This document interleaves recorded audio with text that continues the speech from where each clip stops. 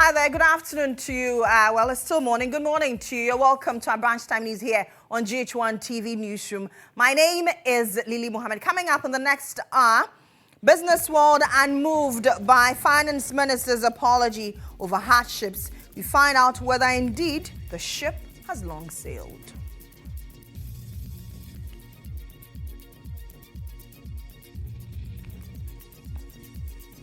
On election hub, NDC flag bearer John Dramani Mahama promises a new airport and ultra-modern stadium in his Upper East campaign train. We catch up to bring you the very latest.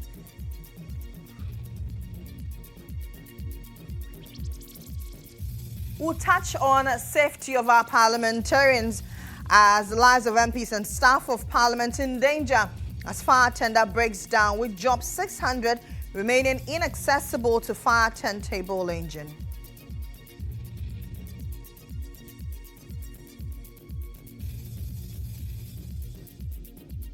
And elsewhere, 2 people reported dead after hotel partially collapses on Tuesday night, leaving several trapped under rubble in Germany.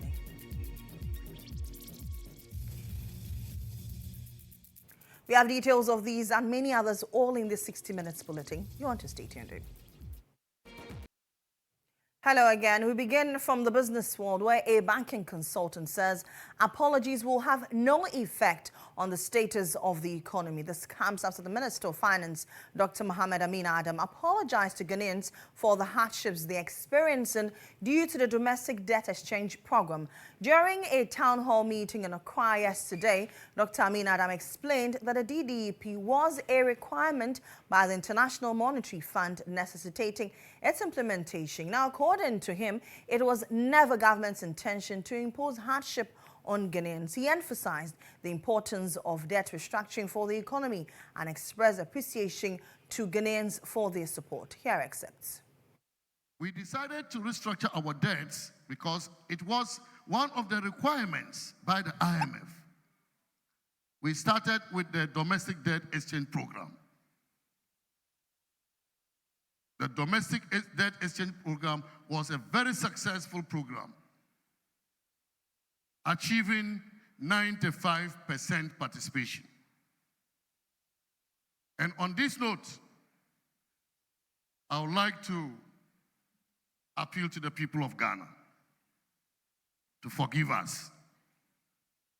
To forgive us.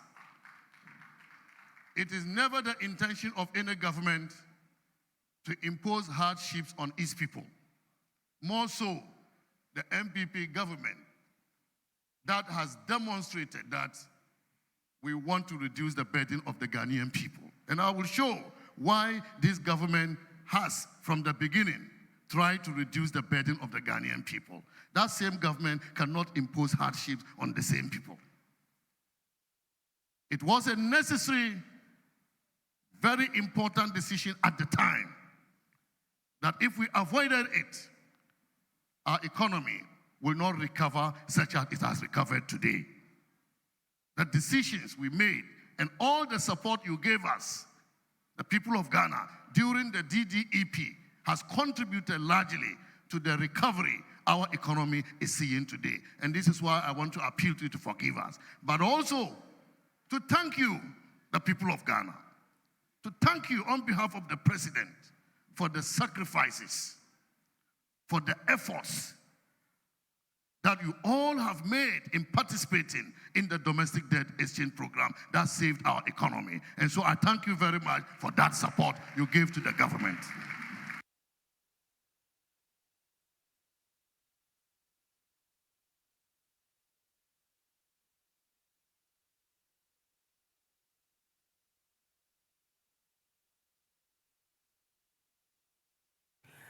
Let's get more on this. Dr. Richmond Etuahine is a banking consultant and he joins me for a conversation. Now, good morning to you. I hope you're doing well. Good morning. Good morning. I'm doing exceptionally well. And how are you? I'm good. Well, we've had some apologies from the finance minister, haven't we? This should be gratifying enough, isn't it? Well, it depends upon where you stand. If you are a pensioner like me, who has suffered and I cannot pay for my drugs, I would never accept such an apology. Because at the time you were borrowing, you knew where you were taking us to. It is only when the distraction comes in, you look at those of us who are vulnerable, and then you want to apologize. How long have they taken them to apologize? How long? The DDEP happened in 2022. I would have expected that this thing would have been said in 2022. You see, and you kept it to yourself, and then today you want political power, you're trying to apologize. I think the apologies should have come earlier than what it is now. So for those of us pensioners, we don't just accept that, because the standard of living, inflation has eroded all the pension. We cannot afford to buy our drugs. I mean, if I tell you the drugs that some of us pay for, you have a shock of your life.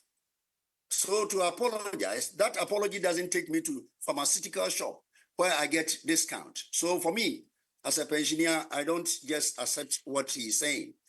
If you are currently doing what you're doing and you're getting your money and you're driving in your big cars, you can easily say that. But if you look at the vulnerable people, the pensioners, people who are earning less than 800 and are continually earning 800 cedis, and then you come and apologize. For me, it is neither here nor there.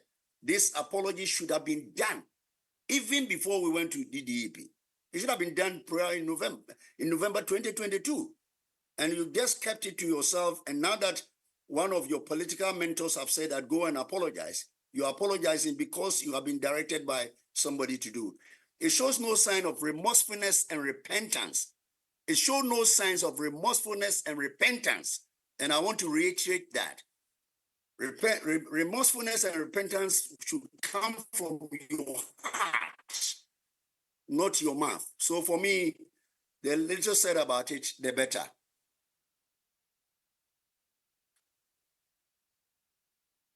Now, Doc, government says it's confident of turning the corner. We saw inflation at 54. It's hovering somewhere around 24, 22. Is this not good news enough? Shouldn't government be commended? Shouldn't government be thought about that government is going to do everything in its power to turn the supposed corner? Well, if you're doing comparative studies and analysis, look at your country on the left, look at your country on the right, Togo and Ivory Coast. What is the current level of inflation? When yours is 22.8%, you want us to clap for you. I mean, in 2016, when they took over in 2017, the inflation was 15.1%. So if anybody tells me that he's going to bring inflation down to a 15.1% at the end of the year, he hasn't said anything. It is something that existed when the city was 4.1. Today we are talking about a city over 16. So why do we have to clap for you creating your own mess, and you want us to clap for you for what? The economy hasn't recovered. Let us get it right. Economy with inflation, depreciation of currency, and what have you? High cost of energy, and what have we? What can we say inflation is coming down? I mean, it depends upon where they sit and what figures are they looking at. You visit the market side, go to a Agbogbloshie and ask them the price. You see that inflation is one thing talking about book inflation and one thing inflation on the ground. So for me, I won't clap for anybody because the mess was being created. And the sad thing about it is that everybody keep on talking about Ukraine, and they talk about COVID as if the COVID was actually the Ukraine war is being fought in Accra, and COVID is only in Ghana. I can tell you, COVID, only 1,500 people died in Ghana. Britain, when I happened to be there that time, 3,500 people died daily. And they have brought their inflation recently at 2%. And then you want people to clap for you. Oh, no. I mean, I don't see the recovery as people say. Maybe I have a different lenses and I have a different perspective of the economy. I cannot tell you that the economy is on the run. Now, after this haircut, there were several calls for government to cut down on expenditure, stay within its expenditure. At the last budget review, the finance minister revealed that government is going to stay within expenditure. Does it bring some hope to you as a pensioner that, well, we're not going to see this again, or for you, it's a 9-day wonder? I think, you know, when you're going to do a debt restructuring, the first leg of your debt restructuring start from your cost cutting. I mean, you don't do your debt restructuring and come back and do cost cutting. The first thing you should have done is to make that you have a serious cost cutting, reduction in sector ministry, MDAs, what have we, so that you can know your fiscal discipline. But if you're going to maintain the same structure with the same salaries and what have we, and all these drive petrol and what have we, how are we going to improve? I mean, we must be a country that should cut our coat according to our cloth and stop speaking English around all things. We speak English around all things. I mean, it becomes semantics. I would have loved that. Look, from what Ghanaians experienced, the hardship, the minister said hardship, the hardship that we are facing, we have decided that instead of keeping so much numbers, we are bringing the numbers to say 20 or 50, so that those of us who are suffering, the pensioners who are suffering, will see that somebody cares for the economy. For me, what you said on that day of maintaining that is not my issue at all, because people don't sympathize, let alone empathize with the suffering people of Ghanaians. I mean, they can easily talk about apologies, but if you encounter the poverty level, let me tell you, when we started with these financial sector restaurant, whatever we call it, the poverty level in Ghana was 22%. I'm reliably told by World Bank team that by 2024, we're going to get to about 33% and get to about 37%. It means that people cannot even have one square meal. One square meal. That is what I'm talking about. So all the English and the data they are presenting, it does not fit into the realms of Ghanaians reducing poverty, people able to eat 3 times a meal. So for me, whatever they've said, I haven't seen it and I don't want to see it because it hasn't been done to the benefit of the entire country. If we cast a look at the trajectory of our economy and where we're headed, from where you sit, are we likely to see another debt restructuring? Oh, thank you very much. This is a wonderful question. And I take this opportunity to tell Ghanaians, if you look at the figures that they presented at the end of June, our debt has bloated to 762 billion Ghana cedis. And I have said it maybe on your platform, another platform. This is not the end of the problem. We're going to go through the what we call the Argentina and Greek model, where every 4 years, especially when your currency is not stable, especially when the cedi keep on depreciation. Because if you look at the component of the debt, most of them were international debt, the Euro bond. I mean, you heard what the Fitch said yesterday. Fitch saying that we are RD. RD means that default. Default means that you are not able to pay even the first installment due to you in 2024.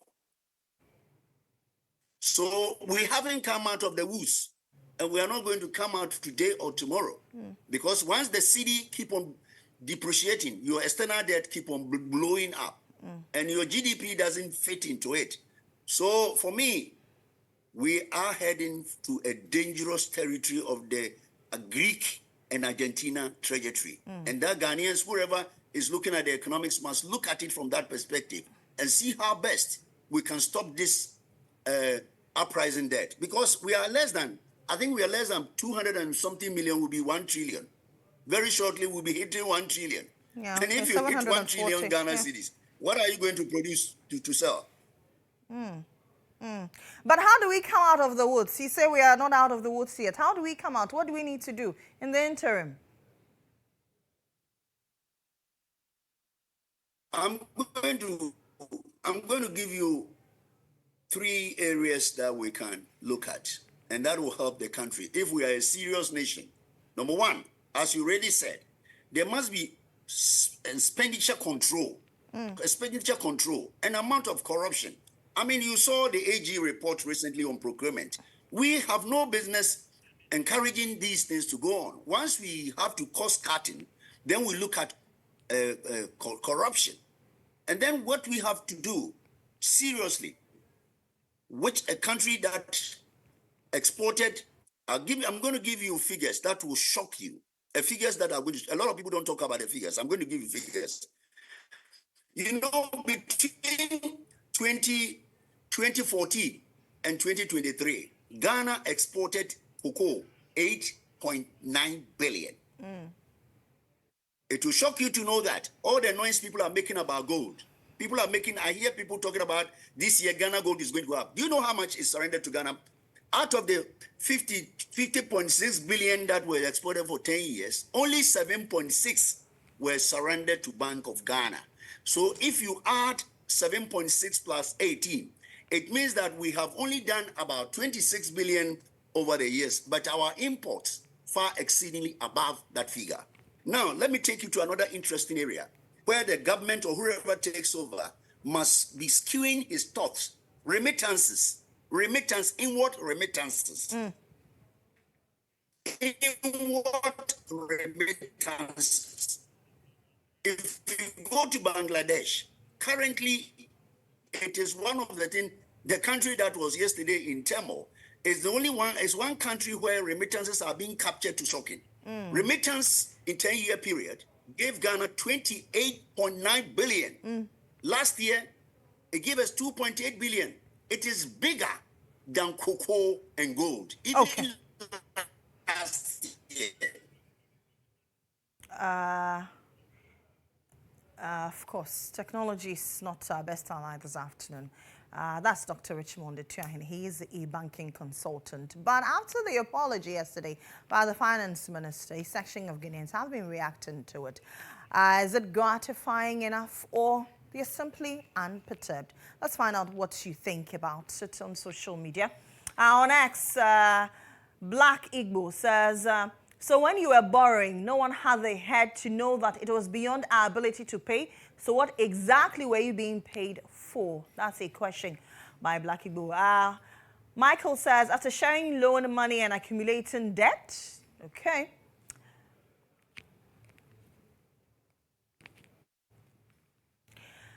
The King says, we have learnt a bitter lesson under Nanado. I'm wondering what that lesson is. Let's move on. DJ na KGH opines that failed leadership, arrogance, and pride is the name of their bed. That's a comment by DJ Nakay. Okay, Michael comes again with allo. Okay, I don't know whether he's saying allo or allo. Okay, Latte Justice on Instagram says, now this is a great leader. I bet that's what he was trying to say. Big respect to you, Honorable Minister. This is the way to go. Well, some Guineans say it's gratifying that you come out to apologize. A few days ago, Kennedy Japan asked the NPP government to apologize to Guineans. Seth Najo says, how can restructuring debts add more debts? That's a very critical question. Ampofua says, opposition straight. Guineans have no plea. But the NPP government, okay, the motor checker, is saying with a question mark, but the NPP government, okay. Let's do more stories. This time around, we head to the courts where the Chief Justice, Gertrude Saba Saki Tokno, has urged all microcredit institutions to approach the judiciary to facilitate modalities for debt recovery claims following the establishment of a special court for debt recovery. The CJ made this call during the commissioning of Small Claims Debt Recovery District Courts, which was inspired by the enterprise of Bills Microcredit, formerly known as Quick Credit and Investment Microcredit Limited, in 12 selected district courts in Accra and Kumasi on a pilot basis.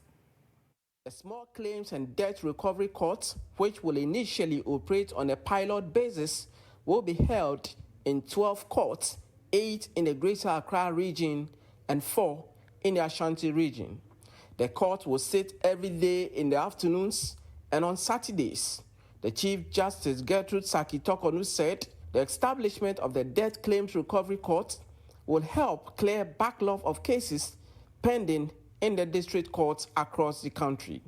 After constructive engagement between the judicial service and the leadership of now Bills, formerly Quick Credit and Investment Microcredit Limited, and in the true spirit of public-private partnership for the promotion of the ends of justice, a solution was designed, and it is this solution that has found expression in this afternoon's event here at the District Court, La.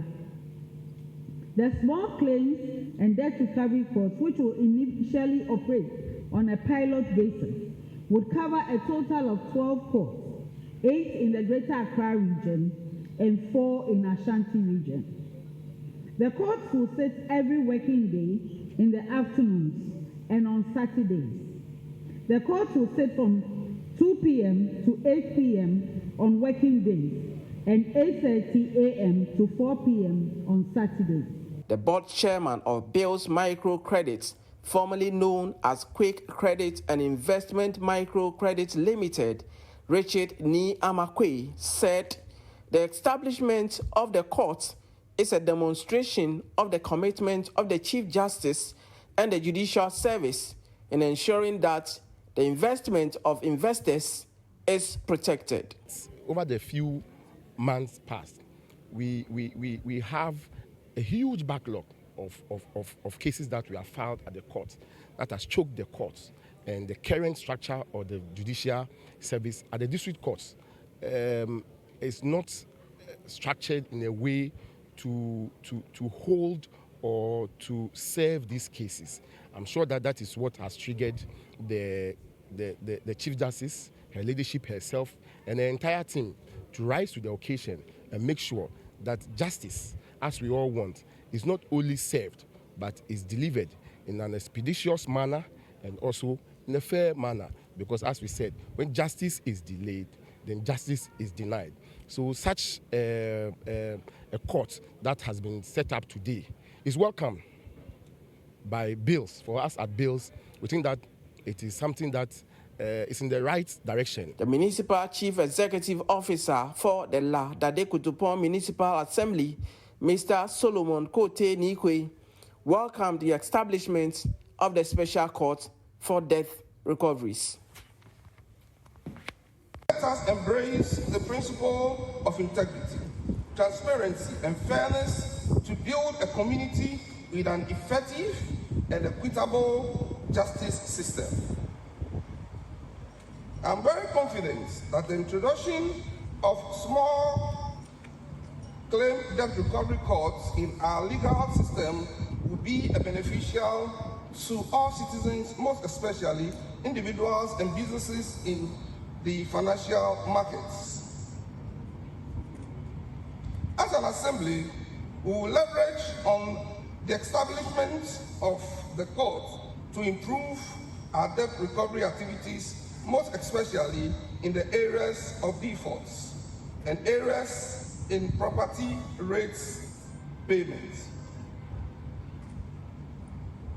We will continue to support and collaborate with the courts and the small claim debt recovery courts to ensure that they operate in a decent place and offices to enable them give their. So in about 121 days, exactly 4 months from now, we head to the polls. The business segment was brought to you by Bills Microcredit Limited.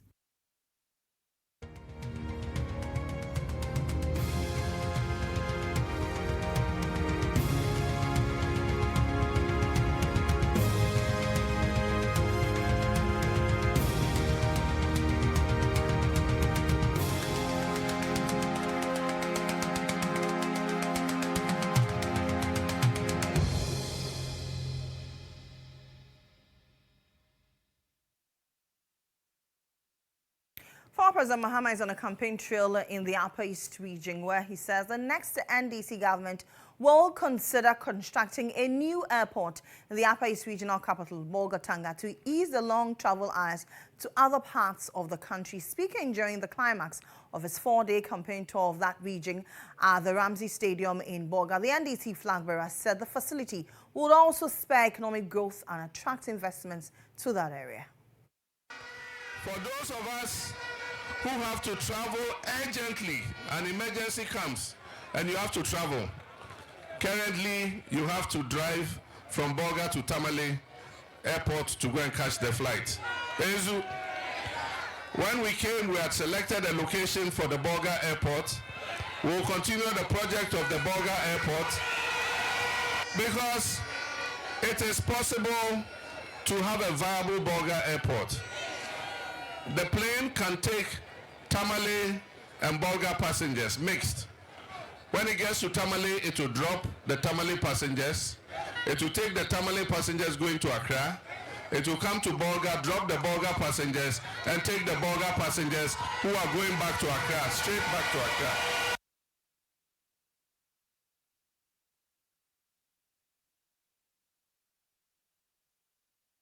Now, John Dramani Mahama again has called out the Akufo-Addo-led government over what he describes as the poor handling of diplomatic relations with neighboring Burkina Faso. This follows recent insurgency in the West African region. We know what is happening in Burkina Faso. Indeed, we should be working closer with our comrades in Burkina Faso. Unfortunately, this government has created some tension between us and Burkina Faso because our president went and opened his mouth too wide. You saw the video. He went and was doing conconsa about your neighbor. We all are here. We are suffering. America called you small, and you are so excited, and then your neighbor, you are doing conconsa about him. You know, and so it has created some diplomatic tension. He went there and went and apologized, but still, it's not the best. So when government changes, we have to go and talk to our neighbors because we must work together. Indeed, the whole anti-terrorism strategy of this sub-region was done in Accra. It's called the Accra Initiative. And so we are the hosts of that initiative. So we must be reaching out to them and seeing how we can collaborate with them in order that we quench the fire in their houses. Because if there's fire in your neighbor's house, you don't help him to put it off, it will spread to your house. And so I think that we must improve our relationship with Burkina Faso. At the same time, we must also strengthen our surveillance and security so that in case it comes into our borders, we are able to deal with it. And that is also the reason why we must solve the Boko crisis as quickly as possible. That's it for the election-related stories. But still on security in the sub-region, this time around, we're moving away from the political talk. The West African Center for Counter-Extremism, in collaboration with the American Embassy, is promoting community service and volunteerism as a sustainable practice to inspire change in society, build resilient societies, and reduce unemployment. Speaking during the press launch of the Building Change Makers for Change project, which will select 120 young people in the Greater Accra and Northern regions, Executive Director for the West Africa Center for Counter-Extremism, Mukhtar disclosed that the longer-term consequence of unemployment, which includes armed robbery, alcoholism, scamming and gambling, can be eliminated with effective community service. Inspire change in society, helps to build resilient societies and enhance community life. The West Africa Center for Counter-Extremism strongly believes that if we apply this effectively, community service and volunteerism can contribute significantly to empower young people to address community challenges in a faster, cheaper, and more efficient manner. And I'll give you examples. In Northern Ghana, for instance, one of the major challenges facing our society is youth unemployment. Youth unemployment immobilizes and disables young people and kills their capacity to positively and effectively engage. And linked to the problem of youth unemployment are the issues of drugs, armed robbery, burglary, alcohol, and other related crimes. With limited skills training and internship opportunities in Ghana, as we all know, many more unemployed young people end up in drugs, they end up in alcoholism, and theft and scamming, and gambling their way into debts. And this is the big reality, especially in urban centers in Ghana. And the long-term consequences are the emergence of hardcore criminals or hardcore sub-criminal culture, drugs, drug addicts, alcohol, and a youth who are determined to smoke and drink and bet away their lives in betting centers. So these are not really things that are waiting to happen. These are actually happening. They are happening in our urban centers. Today, in the urban centers of Tamale, for instance, in Accra and Kumasi and many other urban centers, many young people are betting and drinking away their future. If this unemployed youth, including school dropouts, could find value in volunteerism and community service, it could serve as an effective entry point into the job market. They would make valuable use of their time, providing valuable service to communities. Volunteering and community service, they teach us the values of job skills, valuable job skills, and provide job prospects. As volunteers work together in teams, it enhances their social skills, it builds teamwork, it helps in terms of intercommunication skills, networking, and builds a culture of self-esteem amongst young people.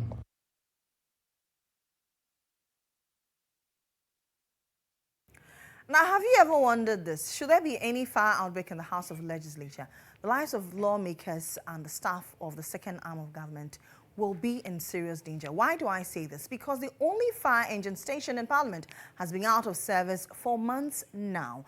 The fire turntable engines of the Ghana Fire Service, capable of reaching high-rise buildings, cannot access the 12-story Job 600 office complex as a result of the height of the entrance. The Greater Accra Fire Commander ACFO Roberta Agri-Ganson has been providing answers to correspondent Ibrahim Alassane, who has been tracking the whereabouts of the Parliament fire tender and the fire safety measures in the House of Legislature. How long will it take for the SEC fire tender to return here to be on standby to protect the lives of parliamentarians, workers of Parliament, and everybody who comes to Parliament should we experience another fire outbreak that's of a higher magnitude than what was witnessed in July 2017. Okay. My request for information about the lingering questions on my mind. One has got to do with the fire engine that is missing completely in Parliament, and then also the entrance to Job 600, which is quite shorter than the average height of a turntable that is used by the National Fire Service. Well, when I went to the fire service post here in Parliament, the officers there, including the commander, directed me to the Regional Fire Command. So on we go to the Greater Accra Regional Fire Command for answers. I wish me luck. Just behind me is the fire engine that services the Parliament of Ghana. And as you can see, the head is tilted, signaling that there is some works being done. Of course, as we were told earlier, this engine was faulty, and so we had to come for servicing. Of course, the head is tilted. This is at the Greater Accra Regional Fire Service Command, basically. So I'll engage the regional fire officer and then get to understand exactly what has been done. We can see that there's some work being done. Just tell us exactly what's happening. The Parliament vehicle was brought in. We worked on it, it went, and other faults came up. So it was brought back. Our men have worked on it. But hearing an unusual sound, we preferred bringing in some specialized people who are specialized with the commis engine, just to help us identify what the issue is. The gentleman was working on the car. Then there was an emergency at Arcade Fire Station, and the towing car we had here had to go and perform a service. It came back with some defects. So looking at the issues, we will need this recovery track should any of our vehicles be faulty. So we ask that the specialist who is working on the Parliament car should please suspend. And I think he started with this other one 2 days ago. So once he finished with the recovery track, he's coming back to the Parliament appliance, because we want to get it done. Initially we thought we could even finish it by July ending. Yes, but because of this other one. And even as yesterday, the chief officer was on me to make sure that that vehicle goes. But because he's the same person to help us detect what that particular noise is, he's been able to detect, but now he has to go into the engine. But we pleaded with him to suspend this one, work on the recovery track, because we equally need it. Should we have any problem with our tanks, especially where you have water in it, it is difficult for us to get a car to tow it. So we have to ensure that our towing track is working, then we can come on this one. Let's move and take a look at the recovery track, because indeed there are some individuals, technicians are working on the recovery track. But before we get there, you talk about the Kede incident. We told some of your men got involved, and then there were a few injuries recorded. Was there a casualty? The chief officer went there, and we were told that they are not very okay. Once it's an accident, virtually a part of them would be affected, but they are receiving treatment. Yes. So this is the recovery engine, the one that in a layman's language we say towing track. Yes. And so this is the one that the technicians are working on. Yes. Okay. One other incident, and that I gathered from Parliament, is that as we speak, if there is any fire incident within the job 600, and that's a 12-story building, the turntable, the 70-meter turntable, will not be able to access the inner perimeter of that office. This came up in 2017 when there was a fire incident. Years down the line, I'm told nothing has been done about it. There is an entrance and there is an exit. It is the entrance that has an arc on it, but the exit has the top opened, so we can equally access it from that angle. So you can use the exit as the entrance, yes, if need be. Normally, during an emergency, you look for the ideal way to use. So once we have the exits and the entrance, even if we have the arc on the frontage, the alternate exits is okay for us to use. Yes. But at this situation is for something to be done about the arc, because I am aware that a request has been put in for that to happen. Oh, you know that? Yes, I do. Oh, okay. I am not privy to that. Okay, because I'm told the request came from the fire service that there's a need for something to be done about the arc. Then I believe the authorities knows better than I do. And since I took over from somebody, virtually the person would have started something before my coming in. But with the current situation, I don't want it to look as if there is an emergency on that premises, fire service cannot go, because there is an exit on the side. It's also an alternate escape, and we can use that. But if they are able to remove the arc from the entrance, we'll be more happier, because from where we may be coming from would also determine. And what I would say is that in fire, every minute counts. So, finally, are you able to tell us roughly when the Parliament fire engine will return to its destination? We would plead and appeal to the public that they should give us some time. Yes, we know Parliament is Ghana, because every part of Ghana is represented there. But we are assuring our clients and our stakeholders that you are our first precious people to look at. Equally, we wish our parliamentarians are safe. So we are doing everything possible to get this car back to Parliament. Thank you. Regional Fire Commander, of course, telling us exactly what's happening relative to fire engine located at the premises of Parliament to ensure that should there be any fire incident, there is swift attention. Ibrahim Al-Hassan, coming to you from the regional headquarters of the Ghana Fire Service for GH1 News. Ibrahim Al-Hassan is in the studio. I'll tell you why. The National Coalition of Proper Human Sexual Rights and Family Values has bemoaned the slow pace of hearing of the anti-LGBTQ+ bill in court. They are urging the Supreme Court to expedite action despite the legal vacation. On 17th July 2024, a 5-member panel of the Supreme Court of Ghana, chaired by Her Ladyship Justice Gertrude Tokono, deferred ruling on 2 cases brought to it seeking to restrain Parliament from transmitting the pro-family values bill to the presidency. The panel stated that they would incorporate their ruling on these cases into the final judgment. Ibrahim Al-Hassan is a man who was just in the chamber, by the way, on your TV. Now he's in studio. Yes, Ibrahim, essentially, what does this group want? Well, so call it the second prompt and you will not be wrong. First, the sponsors of the anti-gay bill have served notice that on the 21st of this month, they will be embarking on a peaceful protest, call it a demonstration against the Chief Justice, because they believe that she is single-handedly delaying the transmission of the past bill to the presidency with her decision to defer the ruling on the 2 injunction applications.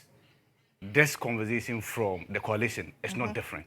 They are also saying that in some special circumstances, even when there's a legal vacation, some exemptions are made, some courts are allowed to sit. The anti-gay bills will be treated as an urgent matter which needs to be resolved because Parliament, which is the 8th Parliament, is on the verge of expiration. Once this Parliament expires, it expires with the anti-gay bill. But they are back from legal vacation second week of October. Yes. Right. And you have 2 months more. Well, when they come back, the court will now attend to the substantive matter. Still pending the ruling on the 2 applications. And mind you, these applications were applications of injunction against Parliament. So the prayer of the coalition is that the Chief Justice should ensure that she, who is the president of the panel hearing these cases, return from the vacation, attend to these issues, make a determination to pave way for Parliament to conduct its work legitimately. That's the prayer coming from the coalition for the proper... But is it just the CJ that will give ruling? There will be a panel. Yes, but she is the president of the panel and she heads the panel. So to the sponsors of the bill, the only obstacle on the way of the bill by way of transmission to the presidency is the judiciary led by the Chief Justice. And so on the 21st of this month, we expect a peaceful protest against the Chief Justice. Again, the coalition is prompting her that she should attend to this matter as an urgent matter that needs to be determined before the 8th Parliament expires. But didn't they think that it was important to make this call? They had days before the court went, or the judiciary went on legal vacation. Yes, and of course, mind you, the leader of this particular coalition is Moses Fuamoni, who himself is a lawyer. Exactly. So he advances some legal argument as to why, even though the court might be on vacation, even as we speak, per our engagement with Mutala Enusa, our court correspondent, there are some courts that are seated and are sitting. Specialized court. Yes, specialized court, to ensure that the justice wheel still grinds. Right. And so to them, their prayer is that this particular bill and injunctions before the Supreme Court and then the applications should be treated as such. The Chief Justice and her other panel members should return from the break, sit on this, make a determination. First, there is already a ruling on the 2 injunction applications. Just that the delivery of the ruling has been deferred until the substantive case is dealt with. The prayer is that the ruling can be given to either pave way for Parliament to transmit the bill to the presidency, for the president to make a determination as to what to do with the bill, or if the Supreme Court feels that the injunction should hold, the pronouncement must be made. Okay, yeah. All right.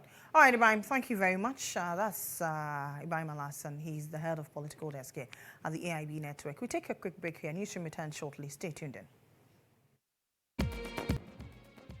Welcome back from that break. This is still Newsroom here on GHOne TV. Let's now head to the sports world.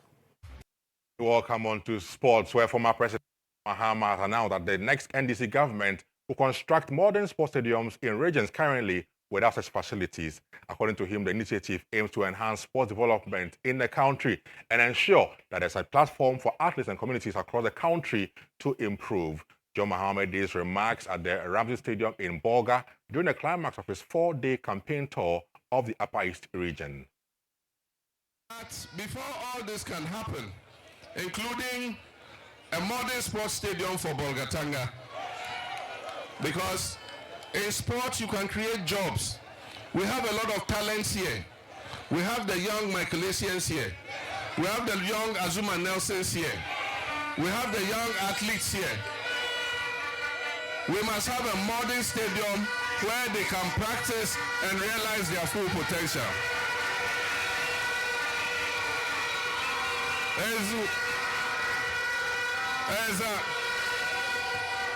Talking about the 2x4 stadiums that they are building in some places. We're talking about modern stadium with all the facilities.